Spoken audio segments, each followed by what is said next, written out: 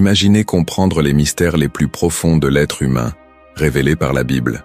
Pensez à quel point votre vie serait transformée si vous saisissiez pleinement la différence et la connexion entre le corps, l'âme et l'esprit. Quel impact cela aurait-il sur votre cheminement de foi? La Bible est un livre rempli de secrets spirituels, souvent dissimulés à la vue de tous. Parmi les mystères les plus fascinants qu'elle présente se trouve la triade du corps, de l'âme et de l'esprit. Mais qu'est-ce que cela signifie exactement? Pourquoi Dieu nous a-t-il créés d'une manière aussi complexe? Quel rôle chaque partie joue-t-elle dans notre vie terrestre et dans l'éternité? Dans cette vidéo, nous allons explorer en profondeur ces questions et découvrir des vérités capables de transformer votre perspective sur qui vous êtes réellement. Commençons par une réflexion.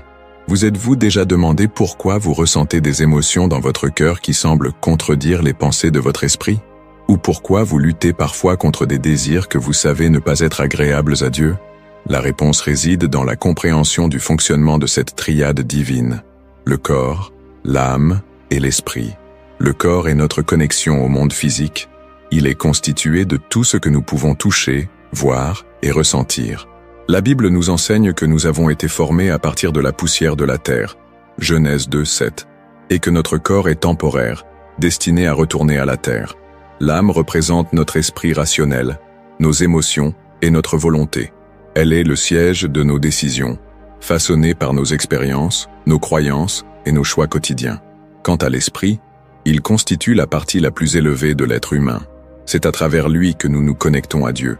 Sans l'esprit, nous serions totalement coupés de la dimension céleste.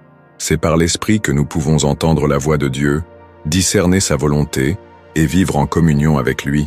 Saviez-vous que cette structure est essentielle pour comprendre de nombreuses écritures? Que le Dieu de paix vous sanctifie lui-même tout entier, et que tout votre être, l'esprit, l'âme et le corps, soient conservés irrépréhensibles lors de l'avènement de notre Seigneur Jésus-Christ. Remarquez comment il distingue clairement les trois parties. N'est-ce pas fascinant? Maintenant, réfléchissons ensemble. Comment ces trois dimensions interagissent-elles? Prenons-nous soin d'elles de manière équilibrée? Trop souvent, nous concentrons nos efforts sur le corps tout en négligeant l'âme et l'esprit. Pourtant, Dieu nous appelle à un équilibre harmonieux. Quel effet ce déséquilibre a-t-il sur votre marche avec Christ? Avez-vous déjà pris le temps de réfléchir à la manière dont vous prenez soin de votre corps, de votre âme et de votre esprit? Laquelle de ces dimensions nécessite, selon vous, plus d'attention dans votre vie? Partagez dans les commentaires vos réflexions ou vos questions sur ce sujet fascinant. Imaginez un instant que votre corps n'est pas simplement une enveloppe physique, mais une structure sacrée conçue avec une précision divine. Pensez à ce que cela signifie d'être décrit comme un temple vivant. Cette image biblique du corps humain dépasse la simple existence matérielle pour révéler une vérité spirituelle profonde. Notre corps est l'endroit où le divin rencontre l'humain. La Bible enseigne que le corps est un temple du Saint-Esprit, une résidence de Dieu sur terre. En gardant cela à l'esprit, réfléchissez à la manière dont nous traitons souvent notre corps. Le voyons-nous comme un sanctuaire sacré ou simplement comme un outil pour satisfaire nos désirs terrestres? Ce concept soulève des questions profondes sur la manière dont nous vivons notre quotidien et sur la façon dont nous utilisons nos corps pour honorer Dieu. Dans 1 Corinthiens 6, 19, 20, il est écrit « Ne savez-vous pas que votre corps est le temple du Saint-Esprit, qui est en vous et que vous avez reçu de Dieu? Vous ne vous appartenez pas à vous-même. Vous avez été rachetés à un grand prix. Honorez donc Dieu dans votre corps. » Ce passage illustre parfaitement l'idée que nos corps ne nous appartiennent pas. Ils sont un don précieux, confié par Dieu, et destiné à être utilisé pour sa gloire. Mais qu'est-ce que cela signifie concrètement? Honorer Dieu dans son corps implique-t-il simplement de prendre soin de sa santé physique, ou est-ce quelque chose de plus profond? La réponse se trouve dans l'intention divine derrière la création de nos corps. Ils ne sont pas seulement fonctionnels, ils sont symboliques. Chaque partie de notre anatomie témoigne de la sagesse du Créateur et porte un message spirituel. Prenons l'exemple de nos mains. Elles ne sont pas uniquement conçues pour accomplir des tâches physiques. Elles symbolisent également le travail et le service. Lorsque nous utilisons nos mains pour aider les autres, nous reflétons l'amour et la compassion de Dieu. De même, nos pieds représentent notre marche dans la foi. Ils nous permettent d'avancer physiquement, mais ils symbolisent également notre progression spirituelle. Chaque battement de cœur est une preuve vivante de la présence de Dieu, et chaque respiration est un rappel de l'Esprit qui nous anime. Avez-vous déjà ressenti cette connexion entre votre corps physique et votre spiritualité? Pourtant, dans notre société moderne, nous sommes souvent tentés de voir nos corps comme des objets à modeler ou à exploiter. Nous les soumettons à des régimes, des exercices intensifs, ou parfois à des abus, sans reconnaître leur dimension sacrée. La culture contemporaine nous pousse à rechercher la perfection physique, mais Dieu nous appelle à rechercher la pureté spirituelle. Cette tension entre les attentes du monde et les attentes divines peut nous amener à négliger l'essence même de notre être. Comment pouvons-nous, en tant que croyants, réconcilier ces deux réalités? La réponse réside dans l'équilibre. Nous devons nourrir nos corps, sans en faire une idole, et les entretenir sans en devenir esclaves. Cela nous amène à une question essentielle. Comment voyons-nous nos corps? Sont-ils un simple outil ou un véhicule pour la gloire divine? La Bible nous invite à considérer nos corps comme des instruments de justice. Dans Romains 12:1, Paul exhorte les croyants à offrir leur corps comme un sacrifice vivant, saint et agréable à Dieu. Ce langage de sacrifice renvoie à l'Ancien Testament, où les sacrifices étaient une forme d'adoration. Mais ici, Paul ne parle pas de sacrifice d'animaux. Il parle d'un engagement quotidien, d'un style de vie consacré à Dieu. Nos actions, nos paroles, et même nos pensées doivent être alignées avec cette perspective. Réfléchissons à cela. Combien de fois utilisons-nous nos corps pour des activités qui ne glorifient pas Dieu, que ce soit par des paroles blessantes, des gestes déplacés ou des habitudes destructrices? Nous pouvons facilement oublier que nos corps sont destinés à refléter la sainteté. Mais il n'est jamais trop tard pour changer. Dieu nous offre toujours la possibilité de nous repentir et de recommencer. Cette transformation commence par la reconnaissance de notre valeur aux yeux de Dieu. Vous êtes précieux. Votre corps est précieux. Il a été créé avec amour et soin. Pensez à ce que cela signifie pour vous. Une autre dimension importante de cette discussion est la discipline. Dans 1 Corinthiens 9:27, Paul parle de discipliner son corps et de le réduire en esclavage afin de ne pas être disqualifié après avoir prêché aux autres. Ce verset met en évidence l'importance de l'autodiscipline dans notre vie spirituelle. Le corps, bien qu'il soit un temple, peut aussi devenir un champ de bataille. Nos désirs charnels peuvent entrer en conflit avec nos aspirations spirituelles, créant une lutte constante. Mais cette lutte n'est pas sans espoir. Par la prière, le jeûne et la méditation sur la parole de Dieu, nous pouvons apprendre à maîtriser nos corps et à les soumettre à l'esprit. Pensez aux habitudes que vous avez développées au fil des ans, lesquelles sont bénéfiques pour votre relation avec Dieu et lesquelles vous éloignent de lui. Partagez dans les commentaires vos réflexions sur la manière dont vous percevez votre corps et ce que vous ressentez lorsque vous méditez sur son caractère sacré. Mais il y a encore plus à découvrir. Le corps humain est non seulement un temple, mais aussi un outil de service. Jésus a utilisé son corps pour guérir, enseigner et servir. Il a lavé les pieds de ses disciples pour démontrer l'humilité. Il a enduré des souffrances physiques pour nous sauver. Son exemple nous appelle à utiliser nos propres corps pour servir les autres avec amour et compassion.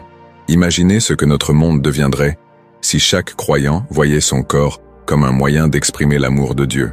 En conclusion, réfléchissons à cette vérité. Votre corps a été conçu avec un but divin. Il est plus qu'une enveloppe. Il est un témoignage vivant de l'œuvre de Dieu en vous. Comment allez-vous honorer ce temple dans votre vie quotidienne? Êtes-vous prêt à faire de votre corps un instrument pour glorifier Dieu? Partagez vos pensées et vos engagements dans les commentaires et continuons ensemble ce voyage spirituel. Imaginez un instant que votre âme soit comme un miroir reflétant votre véritable essence, vos pensées les plus profondes et vos émotions les plus sincères. Ce miroir, cependant, peut parfois être terni, brouillé par les inquiétudes, les blessures et les doutes de la vie quotidienne. Avez-vous déjà ressenti ce conflit intérieur entre ce que vous savez être juste et ce que vous ressentez profondément au fond de vous? Ce combat invisible est souvent le signe d'une tension entre l'âme et l'esprit. Mais qu'est-ce que l'âme exactement selon la Bible? Et pourquoi joue-t-elle un rôle si central dans notre existence? Pour répondre à cette question, nous devons plonger profondément dans les Écritures et examiner la façon dont Dieu a conçu l'âme humaine et son interaction avec le corps et l'esprit. L'âme, selon la Bible, est bien plus qu'une simple abstraction ou une idée philosophique. Elle est décrite comme la partie immatérielle de l'homme, le siège de ses émotions, de ses pensées et de sa volonté. En hébreu, le mot « nefesh » est souvent utilisé pour désigner l'âme, signifiant littéralement « être vivant » ou « souffle de vie ». Cela nous rappelle le récit de la création dans Genèse 2:7, où Dieu a insufflé dans les narines d'Adam un souffle de vie, et l'homme est devenu une âme vivante. Ce souffle divin distingue l'homme des autres créatures et révèle notre capacité unique à entrer en relation avec Dieu. Mais qu'arrive-t-il à cette âme lorsque nous nous éloignons de notre Créateur? Lorsque nous explorons l'âme à travers les Écritures, nous découvrons qu'elle est souvent décrite comme étant en quête. Une quête d'amour, de paix, de vérité, et surtout de connexion avec Dieu. Mais dans ce monde brisé, l'âme peut aussi être blessée, tourmentée et fatiguée. Pensez à David dans les psaumes, qui exprime ses luttes et ses angoisses. Dans le psaume 42:5, il écrit « Pourquoi t'abattes-tu, mon âme, et gémis-tu au-dedans de moi? Espère en Dieu, car je le louerai encore. » Ce cri du cœur reflète une vérité universelle. Nos âmes aspirent à quelque chose de plus grand, de plus profond, un ancrage spirituel qui ne peut être trouvé que dans la présence de Dieu. Avez-vous déjà ressenti ce vide inexplicable, même lorsque tout semble aller bien extérieurement? La Bible nous montre également que l'âme est le lieu de la bataille spirituelle. C'est dans l'âme que nous ressentons la tentation, que nous luttons contre le péché et que nous prenons des décisions morales. Jésus lui-même a reconnu cette lutte lorsqu'il a dit dans Matthieu 26:38 « Mon âme est triste jusqu'à la mort ». Même le Fils de Dieu a éprouvé cette tension, nous montrant que l'âme humaine est profondément affectée par les circonstances et les émotions. Mais il ne s'est pas arrêté là. Jésus a soumis son âme à la volonté de Dieu, nous laissant un exemple à suivre. Comment pouvons-nous faire de même dans nos propres vies? Pour comprendre cela, il est crucial d'examiner la relation entre l'âme et l'esprit. L'esprit est la partie de nous qui est directement connectée à Dieu, tandis que l'âme est souvent influencée par nos expériences terrestres. Lorsque notre esprit est fortifié par la prière et la méditation sur la parole de Dieu, il peut guider notre âme et l'aider à surmonter les émotions négatives et les doutes. Mais lorsque nous négligeons notre vie spirituelle, notre âme devient vulnérable aux influences extérieures et aux désirs charnels. Cela vous est-il déjà arrivé? Avez-vous déjà ressenti une distance entre votre foi et vos émotions? La clé pour restaurer et nourrir notre âme réside dans l'adoration et la communion avec Dieu. Dans Jean 4:24, Jésus dit « Dieu est esprit, et il faut que ceux qui l'adorent l'adorent en esprit et en vérité. » Cela signifie que notre adoration doit être à la fois spirituelle et authentique, touchant les profondeurs de notre âme. Mais comment pouvons-nous cultiver cette adoration dans notre vie quotidienne? Par la prière constante, par l'étude des Écritures et par la louange, nous ouvrons nos âmes à la présence de Dieu et permettons à son esprit de nous transformer. Avez-vous déjà expérimenté cette transformation dans un moment d'adoration profonde? Partagez votre expérience dans les commentaires et laissez ce témoignage encourager les autres. Un autre aspect important de l'âme est son besoin de guérison. De nombreuses personnes portent en elles des blessures émotionnelles qui affectent leur relation avec Dieu et avec les autres. La Bible parle souvent de l'âme comme d'un endroit qui a besoin de restauration. Dans Psaume 23:3, David déclare « Il restaure mon âme, il me conduit dans les sentiers de la justice. » Cette restauration ne vient pas de nos propres efforts, mais de la grâce et de l'amour de Dieu. Êtes-vous en quête de cette restauration aujourd'hui? Avez-vous des blessures cachées qui ont besoin d'être confiées à Dieu? Prenez un moment pour réfléchir et prier pour que Dieu commence un processus de guérison dans votre vie. En fin de compte, notre âme est ce qui nous rend humains. Elle nous donne la capacité d'aimer, de ressentir, de rêver et de créer. Mais elle a aussi besoin d'être nourrie et protégée. Tout comme nous prenons soin de notre corps par une alimentation saine et de l'exercice, nous devons nourrir notre âme par des pratiques spirituelles régulières. Pensez à la manière dont vous prenez soin de votre âme aujourd'hui. Quels changements pourriez-vous apporter pour approfondir votre relation avec Dieu? En résumé, l'âme est au cœur de notre identité en tant qu'êtres humains. Elle est le reflet de notre vie intérieure et le lien entre notre corps et notre esprit. Elle est précieuse aux yeux de Dieu et mérite d'être cultivée et protégée. Prenez un moment pour méditer sur ce que votre âme vous dit aujourd'hui. Est-elle en paix ou troublée? Cherche-t-elle Dieu ou s'éloigne-t-elle de lui? Partagez vos pensées dans les commentaires et engageons-nous ensemble à nourrir nos âmes avec la vérité et l'amour de Dieu. Imaginez un instant que votre esprit soit comme une flamme, un feu intérieur allumé directement par Dieu. Ce feu, bien qu'invisible, éclaire chaque partie de votre être. Il éclaire vos pensées, dirige vos décisions et vous relie à la dimension spirituelle. Mais que se passe-t-il lorsque cette flamme vacille ou menace de s'éteindre?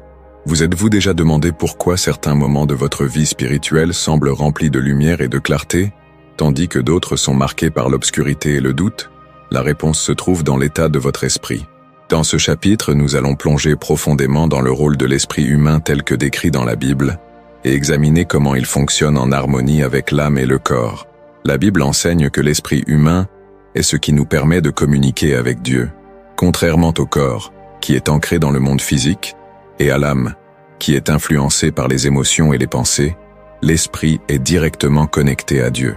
C'est par l'esprit que nous recevons la révélation divine, la direction spirituelle et la capacité de discerner la vérité. Dans Jean 3,6, Jésus dit « Ce qui est né de la chair est chair, et ce qui est né de l'esprit est esprit ». Cette distinction met en évidence une réalité essentielle. Notre esprit doit être renouvelé et régénéré par l'Esprit de Dieu pour fonctionner comme prévu. Avez-vous déjà ressenti cette connexion profonde avec Dieu dans la prière ou la méditation, comme si votre esprit était en harmonie parfaite avec le divin? Mais que se passe-t-il lorsque notre esprit est affaibli ou déconnecté de Dieu? La Bible parle souvent d'un esprit brisé ou d'un esprit abattu. Dans Proverbe 18,14, il est écrit « L'esprit d'un homme le soutient dans la maladie, mais qui peut supporter un esprit abattu ?»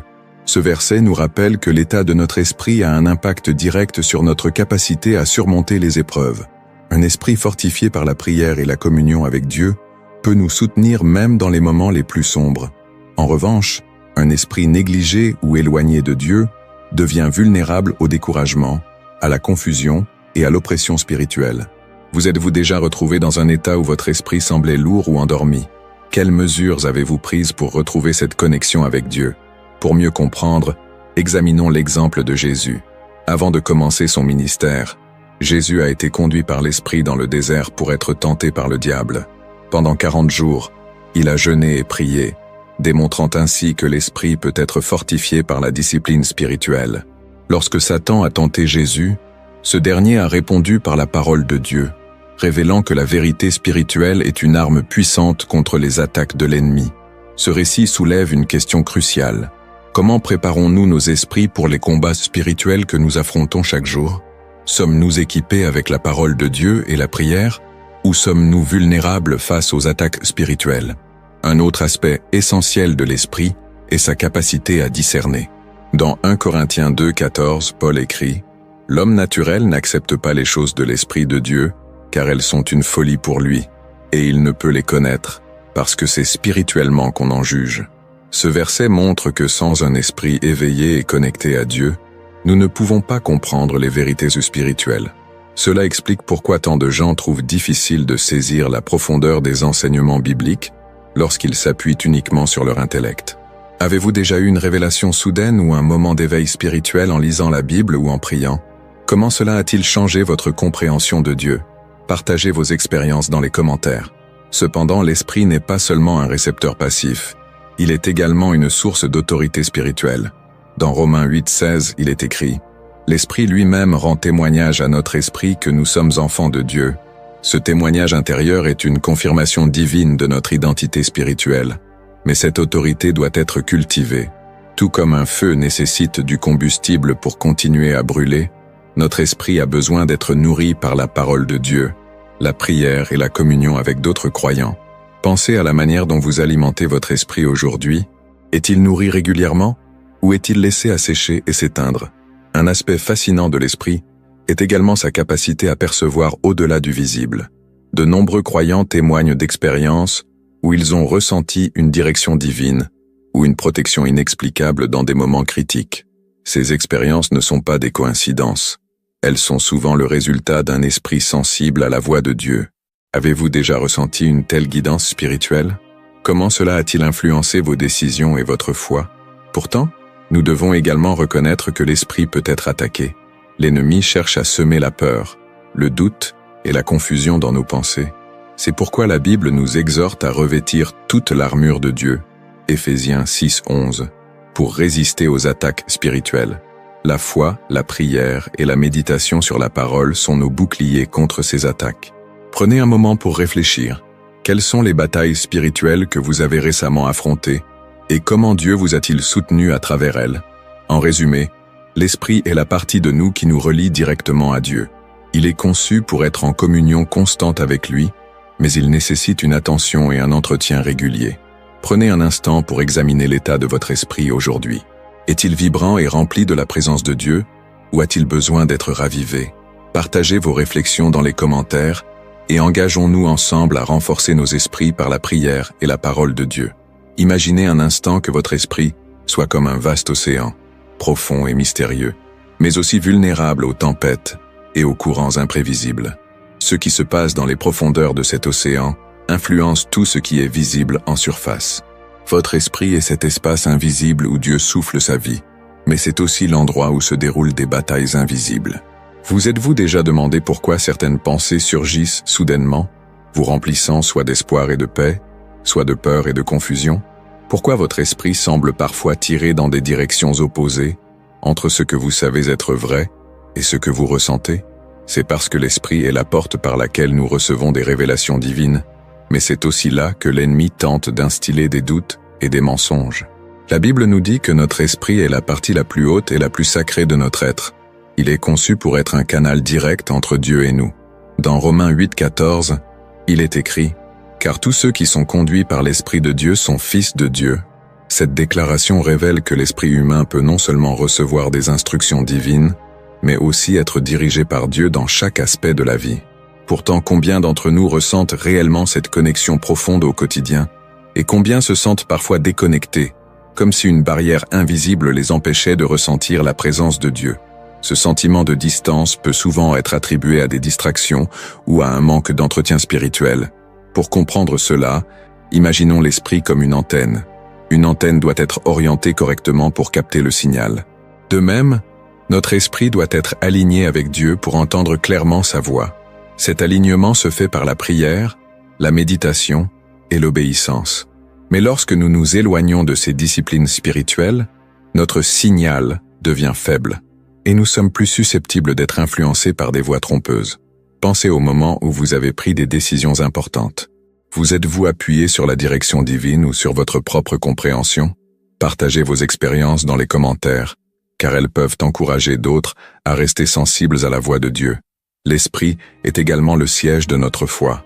Dans Hébreux 11:1, il est dit « Or, la foi est une ferme assurance des choses qu'on espère, une démonstration de celles qu'on ne voit pas. » Ce verset montre que l'esprit peut percevoir des réalités invisibles que nos sens physiques ne peuvent pas détecter. Mais la foi n'est pas automatique. Elle doit être nourrie par la parole de Dieu. Lorsque nous lisons et méditons sur les Écritures, notre esprit est renforcé et notre foi grandit. Cependant, lorsque nous négligeons cette nourriture spirituelle, notre foi peut s'affaiblir, laissant place au doute et à l'incertitude. Avez-vous déjà traversé une période où votre foi semblait vaciller? Comment avez-vous surmonté cette épreuve? Un autre aspect fascinant de l'esprit est sa capacité à discerner le bien du mal. Ce discernement spirituel est un don que Dieu donne à ceux qui cherchent sa volonté. Dans 1 Corinthiens 12:10, Paul parle du don de discernement des esprits comme d'une capacité à identifier ce qui vient de Dieu et ce qui vient de l'ennemi. Mais ce don doit être cultivé. Tout comme un musicien s'entraîne pour affiner son oreille, nous devons entraîner nos esprits à reconnaître la voix de Dieu au milieu du bruit du monde. Cela signifie passer du temps dans la prière, étudier la Bible et rester attentif aux impulsions du Saint-Esprit. Avez-vous déjà ressenti une alerte spirituelle ou une conviction soudaine qui vous a protégé ou guidé dans une situation difficile? Partagez votre témoignage dans les commentaires pour inspirer les autres. Pourtant, malgré ses capacités incroyables, l'esprit peut aussi être vulnérable. La Bible parle des esprits troublés, des esprits endormis et même des esprits captifs. Dans Ésaïe 61:1, il est dit que Dieu a envoyé son Fils pour libérer les captifs et pour délivrer ceux qui sont prisonniers dans l'obscurité. Cela montre que même nos esprits peuvent être enchaînés par des mensonges, des peurs ou des traumatismes passés. Mais la bonne nouvelle, c'est que Jésus est venu pour apporter la liberté. Pensez à ce que cela signifie pour vous. Y a-t-il des domaines dans votre vie où vous ressentez encore des chaînes spirituelles? Avez-vous déjà expérimenté la puissance de Dieu pour briser ces chaînes? Le renouvellement de l'esprit est un autre thème clé dans la Bible. Dans Romains 12:2, Paul nous exhorte à ne pas nous conformer au siècle présent, mais à être transformés par le renouvellement de notre intelligence. Ce renouvellement n'est pas un événement ponctuel, mais un processus continu. Tout comme un jardin doit être entretenu régulièrement pour rester fertile, notre esprit doit être cultivé avec soin. Cela implique d'éliminer les mauvaises herbes de la peur, du doute et de la colère, et de planter des graines de foi, d'espoir et d'amour. Quels sont les jardins de votre esprit qui ont besoin d'attention aujourd'hui? Enfin, l'esprit joue un rôle central dans l'adoration. Jésus a dit dans Jean 4, 24, « Dieu est esprit, et il faut que ceux qui l'adorent l'adorent en esprit et en vérité. » L'adoration véritable vient d'un esprit humble et aligné avec Dieu. Ce type d'adoration ne dépend pas des circonstances extérieures, mais jaillit d'une relation intime avec Dieu. Avez-vous déjà eu un moment d'adoration où vous avez senti une connexion profonde avec Dieu, comme si votre esprit touchait l'éternité? Ces moments sont des rappels puissants de ce à quoi nous sommes appelés. En résumé, l'esprit est la partie de nous qui nous relie directement à Dieu. Il est conçu pour être un canal de communication, une source de foi et un outil de discernement. Mais pour fonctionner correctement, il doit être nourri, protégé et renouvelé. Prenez un moment pour réfléchir à l'état de votre esprit aujourd'hui. Est-il rempli de la paix et de la présence de Dieu, ou a-t-il besoin d'être ravivé? Partagez vos réflexions et vos témoignages dans les commentaires, et engageons-nous ensemble à fortifier nos esprits pour marcher dans la vérité et la lumière de Dieu. Imaginez un instant que votre esprit soit un pont reliant deux mondes, le visible et l'invisible. Ce pont, invisible à l'œil nu, est pourtant la clé qui vous permet d'expérimenter la présence de Dieu, de recevoir sa sagesse et de discerner sa volonté. Mais que se passe-t-il lorsque ce pont est endommagé, obstrué ou affaibli? Vous êtes-vous déjà demandé pourquoi certaines prières semblent rester sans réponse, ou pourquoi il est parfois si difficile de ressentir la direction divine dans votre vie? Ces moments de silence spirituel peuvent être profondément déstabilisants, mais ils révèlent aussi une réalité essentielle. Notre esprit nécessite un entretien constant et un alignement permanent avec Dieu. La Bible nous enseigne que l'esprit humain est conçu pour fonctionner comme une antenne spirituelle. Dans 1 Corinthiens 2, 10-12, Paul explique « Dieu nous les a révélés par l'esprit, car l'esprit sonde tout, même les profondeurs de Dieu. Cela signifie que notre esprit est capable de percevoir et de comprendre des choses que l'intellect humain seul ne peut pas saisir. Mais cette capacité n'est pas automatique. Elle dépend de notre disposition à nous ouvrir à Dieu et à laisser son esprit travailler en nous. Pensez à un moment où vous avez eu une révélation soudaine ou une conviction intérieure que vous saviez venir de Dieu. Avez-vous remarqué comment ces moments se produisent souvent après une période de prière ou de méditation profonde? Cependant, tout comme un instrument de précision, l'esprit peut être perturbé par des interférences. Les distractions, les doutes et les influences négatives peuvent brouiller notre connexion avec Dieu. Dans 2 Corinthiens 10:5, Paul nous exhorte à renverser les raisonnements et toute hauteur qui s'élève contre la connaissance de Dieu et à amener toute pensée captive à l'obéissance de Christ. Ce passage souligne l'importance de garder nos pensées sous contrôle et de veiller à ce qu'elles soient alignées avec la vérité divine. Avez-vous déjà ressenti ce combat intérieur entre des pensées qui édifient et des pensées qui détruisent? Comment gérez-vous ces moments de tension spirituelle? Un aspect souvent négligé du rôle de l'esprit est sa capacité à recevoir et à libérer la paix de Dieu. Dans Philippiens 4:7, il est écrit « Et la paix de Dieu qui surpasse toute intelligence gardera vos cœurs et vos pensées en Jésus-Christ. » Cette paix n'est pas simplement une absence de conflit, mais une force spirituelle qui protège notre esprit contre les attaques extérieures. Pourtant, cette paix doit être cultivée. Elle ne vient pas par hasard, mais par une communion intentionnelle avec Dieu. Prenez un moment pour réfléchir. Quelles pratiques spirituelles vous aident à maintenir cette paix dans votre esprit? Avez-vous des témoignages de moments où la paix de Dieu a surpassé votre compréhension humaine et vous a soutenu dans une épreuve difficile? L'esprit joue également un rôle crucial dans la transformation personnelle. Paul parle dans Éphésiens 4:23 de la nécessité d'être renouvelé dans l'esprit de votre intelligence. Ce renouvellement ne consiste pas seulement à acquérir de nouvelles informations, mais à être profondément transformé dans notre manière de penser et de percevoir le monde. Cela implique de laisser l'Esprit de Dieu travailler en nous pour défaire les schémas de pensée négatifs et les remplacer par des vérités divines. Ce processus peut être inconfortable, car il nous pousse à affronter nos peurs, nos doutes et nos insécurités, mais il est aussi incroyablement libérateur. Avez-vous déjà expérimenté ce genre de transformation? Quelles vérités bibliques ont changé votre perspective sur vous-même ou sur Dieu? Une autre fonction essentielle de l'esprit est sa capacité à discerner la volonté de Dieu. Dans Romains 8:27, il est dit « Celui qui sonde les cœurs connaît quelle est la pensée de l'esprit. C'est selon Dieu qu'il intercède en faveur des saints. » Ce verset révèle que l'Esprit de Dieu agit comme un intermédiaire, priant pour nous et nous guidant même lorsque nous ne savons pas quoi demander. Cette vérité soulève une question importante. Sommes-nous prêts à faire confiance à l'Esprit, même lorsque nous ne comprenons pas pleinement ce qui se passe dans nos vies? Êtes-vous déjà passé par des situations où vous avez dû lâcher prise et laisser Dieu vous guider à travers l'incertitude? Pourtant, malgré ses capacités incroyables, l'esprit humain peut aussi être blessé. Les traumatismes, les déceptions et les péchés non confessés peuvent créer des blocages spirituels qui empêchent la libre circulation de la vie divine. Dans Psaume 51:10, David prie « Ô Dieu, crée en moi un cœur pur, renouvelle en moi un esprit bien disposé. » Cette prière montre que même les croyants fidèles peuvent avoir besoin d'un renouvellement spirituel. Si vous sentez que votre esprit est fatigué ou engourdi, sachez que Dieu est capable de restaurer ce qui a été brisé. Avez-vous déjà fait l'expérience d'une restauration spirituelle après une période difficile? Comment cette expérience a-t-elle renforcé votre foi? Enfin, l'esprit est l'endroit où la victoire spirituelle est remportée ou perdue. Dans Éphésiens 6:12, Paul nous rappelle que nous n'avons pas à lutter contre la chair et le sang, mais contre les dominations, contre les autorités, contre les princes de ce monde de ténèbres. Cela signifie que la bataille spirituelle se déroule dans le domaine de l'esprit et que nous devons être équipés pour y faire face. L'armure de Dieu, mentionnée dans ce passage, est essentielle pour protéger notre esprit contre les attaques de l'ennemi. Prenez un moment pour examiner votre propre armure spirituelle. Êtes-vous bien équipé pour résister aux tentations et aux mensonges de l'ennemi? En conclusion, l'esprit humain est un don précieux et puissant, conçu pour être en relation directe avec Dieu. Il a la capacité d'entendre sa voix, de discerner sa volonté et d'expérimenter sa paix. Mais pour fonctionner pleinement, il doit être nourri, protégé et renouvelé. Prenez un moment pour réfléchir à l'état de votre esprit aujourd'hui. A-t-il besoin d'être restauré, fortifié ou réorienté? Partagez vos réflexions dans les commentaires et engageons-nous ensemble à cultiver des esprits forts et centrés sur Dieu.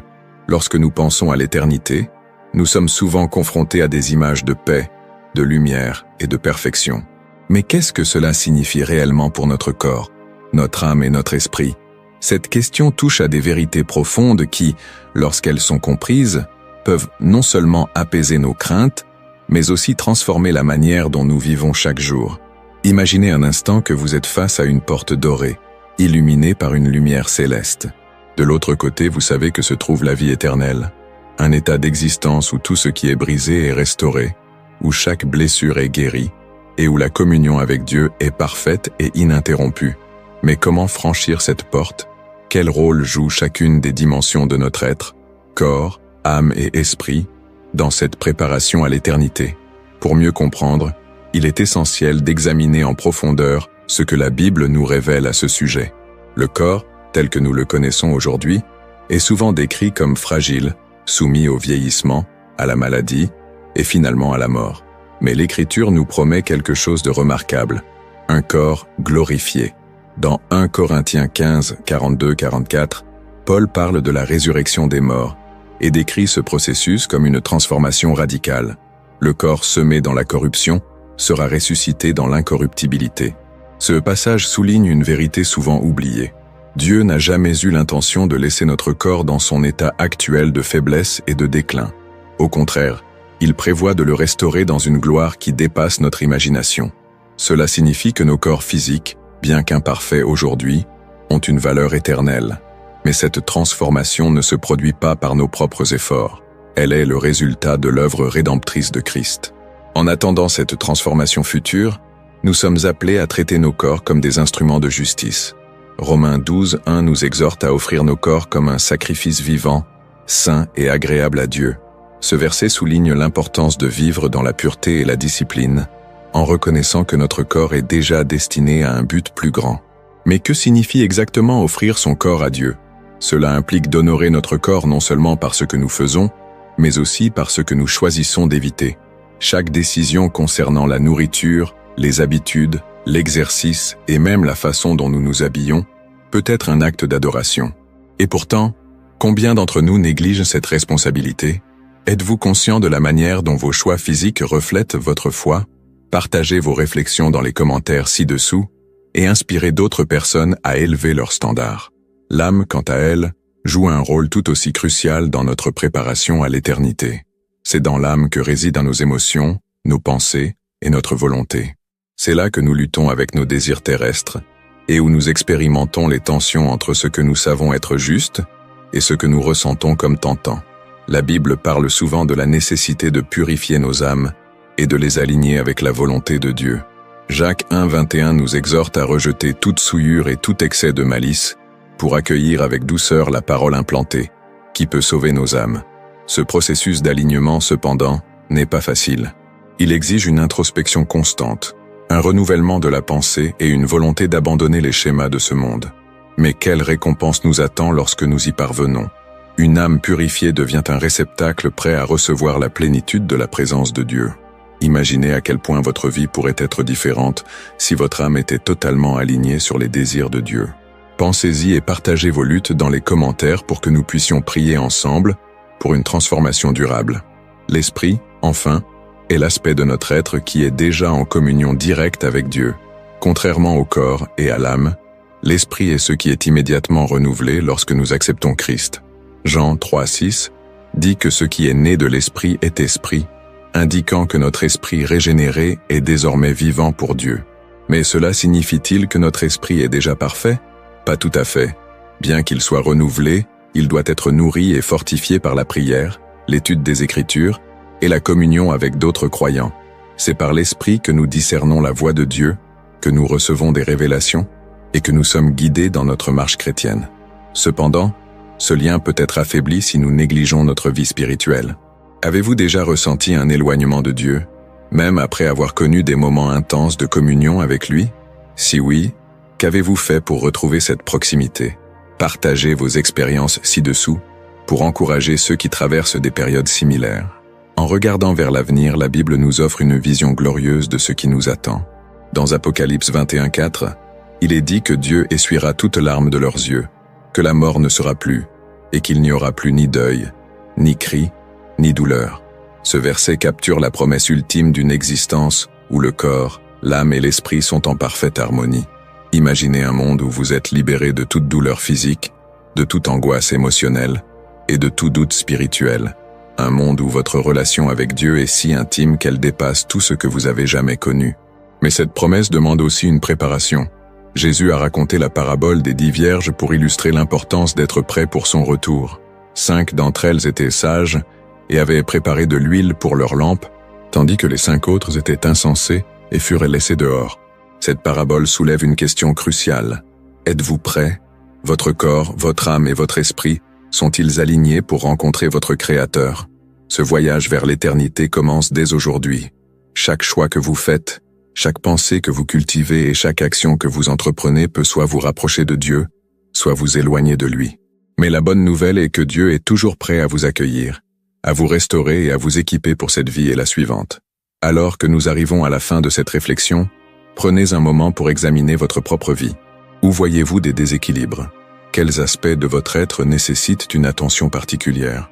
Et surtout, comment pouvez-vous inviter Dieu à travailler dans ces domaines?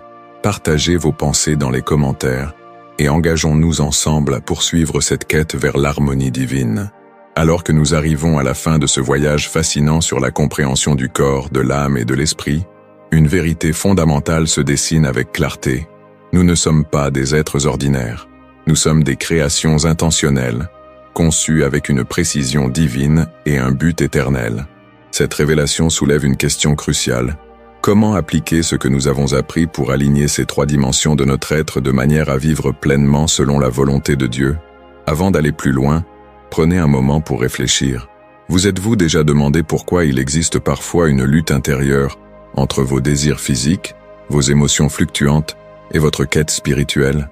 Cette lutte n'est pas un accident. Elle fait partie du processus de sanctification, une préparation pour l'éternité.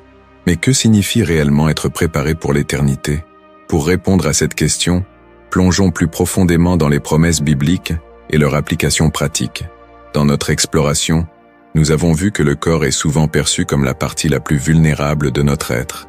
Fragile, soumis aux maladies et au vieillissement, il semble parfois être une barrière plutôt qu'un outil spirituel. Pourtant, la Bible nous enseigne que le corps est destiné à être transformé.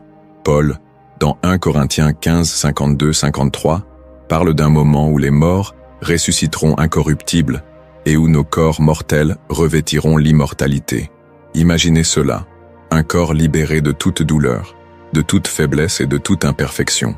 Un corps glorifié, capable de refléter la gloire même de Dieu. Cette vision n'est pas une simple idée théologique. Elle est une promesse destinée à nous encourager et à nous rappeler que nos luttes physiques actuelles ne sont pas la fin de l'histoire. Mais cette transformation ne se produit pas sans préparation. Dieu nous appelle à traiter nos corps comme des temples du Saint-Esprit, des instruments consacrés à son service. Cela signifie prendre soin de notre santé, non pas par vanité, mais par obéissance. Cela signifie aussi offrir nos corps comme des sacrifices vivants, comme mentionné dans Romains 12, 1.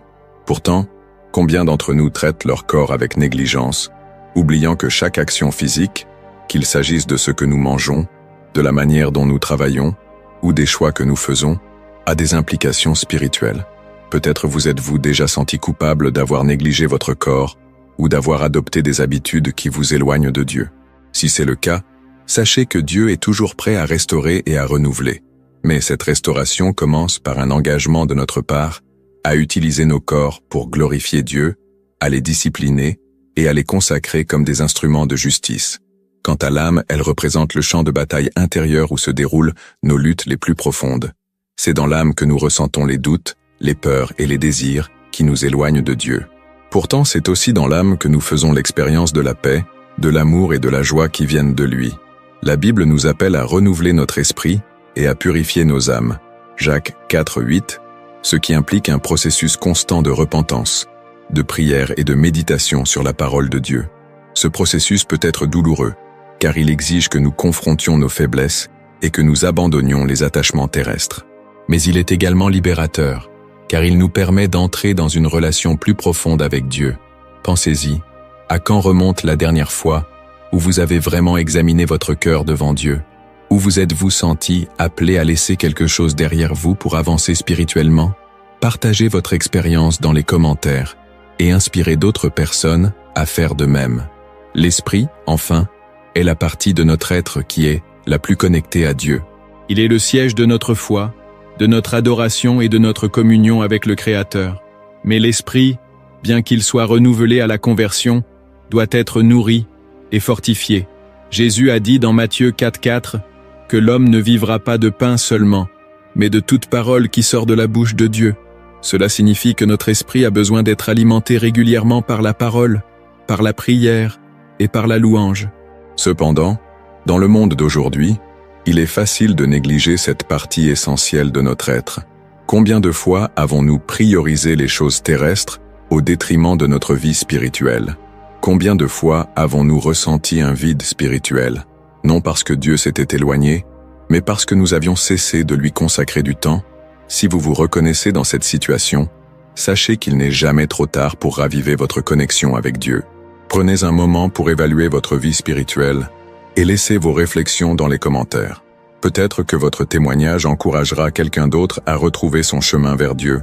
Mais pourquoi est-ce si important? Pourquoi devons-nous aligner notre corps, notre âme et notre esprit? La réponse est simple. Parce que nous avons été créés pour l'éternité. La vie que nous vivons ici n'est qu'une préparation pour quelque chose de beaucoup plus grand. Dans Apocalypse 21:4, il est dit que Dieu essuiera toute larme de nos yeux et qu'il n'y aura plus ni mort, ni douleur, ni cri. C'est une vision d'espoir, mais aussi d'exhortation. Êtes-vous prêts pour ce jour?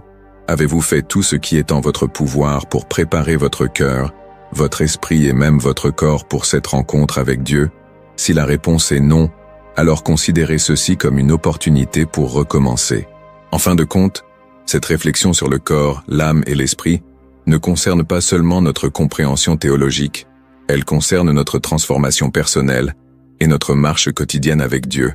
Chaque décision que nous prenons, de la manière dont nous traitons notre corps à la manière dont nous nourrissons notre âme et fortifions notre esprit, est une occasion de nous rapprocher de lui.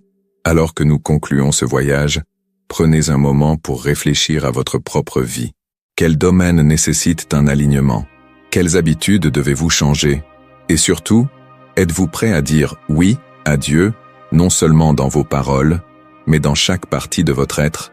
Partagez vos pensées dans les commentaires et engageons-nous ensemble à poursuivre cette quête pour une vie alignée avec la volonté divine.